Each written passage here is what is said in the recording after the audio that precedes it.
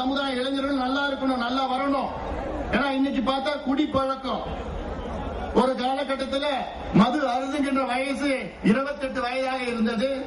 பிறகு அது 19 வயதாக குறைந்தது. இன்னைக்கு பார்த்தா 13 வயதாக குறைந்திருக்கிறது. அதே போன்று புகையிலை பீடி சிகரெட் பிடிக்கின்ற வயசு இன்னைக்கு பார்த்தா 13 வயசு. சின்ன சின்ன பசங்க அதிகமா யார் பண்றாங்க? நம்ம சமுதாயத்தில் இருக்கிறாங்க. ஏன்னா இன்னைக்கு இதெல்லாம் நம்ம தவிர்க்கவில்லை என்றால் இன்னும் 10 ஆண்டு காலத்தில் நம்ம சமுதாய இளைஞர்களே அவனை இருக்க மாட்டான்.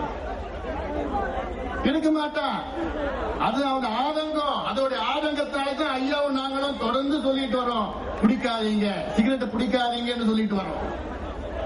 அதனால நீங்க எல்லாம் நிச்சயமா ஐயா என்ன சொல்லுவாரோ நிச்சயமா நீங்க கேப்பீங்களா இல்லையா? அதான் நம்முடைய இளஞ்சிங்கங்கள். ஐயா சொன்னார்னா உடனே கண்ணை மூடிட்டு கேட்பான். என்ன சொல்ற கண்ணை மூடிட்டு கேட்பான். அதனால இந்த கூட்டம் மிக சிறப்பாக நடைபெற்றுக் கொண்டிருக்கிறது. இந்த கூட்டத்தை ஏற்பாடு செய்த அத்துணை உள்ளங்களுக்கும் என்னுடைய பாராட்டுகளும் வாழ்த்துக்களும் தெரிவித்துக் கொள்கின்றேன். இந்த கூட்டத்தை நடத்துகின்ற ஐயா அவர்கள் எதுக்காக இந்த கூட்டம் நடத்துறாருன்னா, வன்னியர்களுக்காக தனியாக இடஒதுக்கீடு வேண்டும்.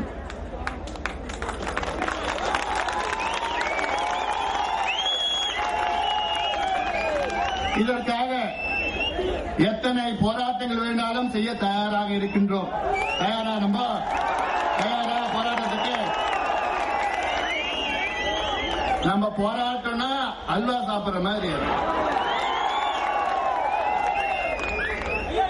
அதாவது இந்த நம் சமுதாயத்துக்கு தனியாக இடஒதுக்கீடு வருவதற்காக ஒரு நாள் இல்ல, ஒரு வாரம் இல்ல, ஒரு வருஷம் கூட இல்ல, 7 ஆண்டுகளுக்கும் சிறை செல்ல நான் தயார்.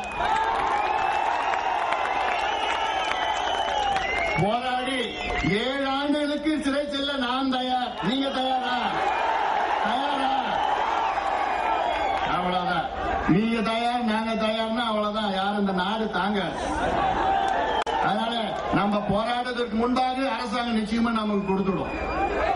அப்படிப்பட்ட கூட்டம் இந்த கூட்டம் இங்க வந்திருக்கிற 10 லட்சம் இளைஞர்கள் எல்லாம் 3 வாரம் தான்.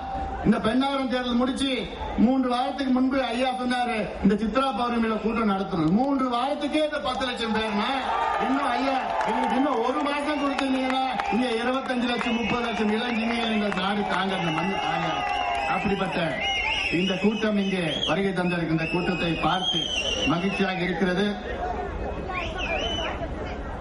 நீங்கள் வீடு திரும்பும்போ பத்திரமா செல்ல வேண்டும், அமைதியா செல்ல வேண்டும். ஏன்னா ஒவ்வொரு வன்னிய உயிரும் விலை மதிக்க முடியாத உயிர்கள். அதான் சொன்னேன். அந்த கட் அவுட்ல அந்த லைட் கம்பத்துல ஏறி இருக்கிறவங்க இறங்குங்க. நீங்க கீழே விழுந்தீங்கன்னா, ஏன்னா காயம் பட்டுச்சுன்னா உங்க தாய்க்கு என்னால பதில் சொல்ல முடியல, அதனால ஐயாவுக்கு என்னால பதில் சொல்ல முடியாது. அந்த வகையில நீங்க எல்லாம் அமைதியா திரும்பி போங்க. அமைதியா போயிட்டு ஐயா என்ன சொல்றாரோ, ஐயா ஒரு போராட்டத்தை அறிவிக்க போறாரு, தேதி அறிவிக்க போறாரு. அதற்காக என்ன தேதியை நீங்க கேட்டுவிட்டு அதற்கேற்ப நம் வருங்காலத்தில் நாம் எல்லாரும் முயற்சியாக நம் கடமையை ஆற்றுவோம் என்று இந்த நேரத்தை சொல்லி உங்களை மீண்டும் சந்திக்கின்ற வரை நன்றி சொல்லுவேன்.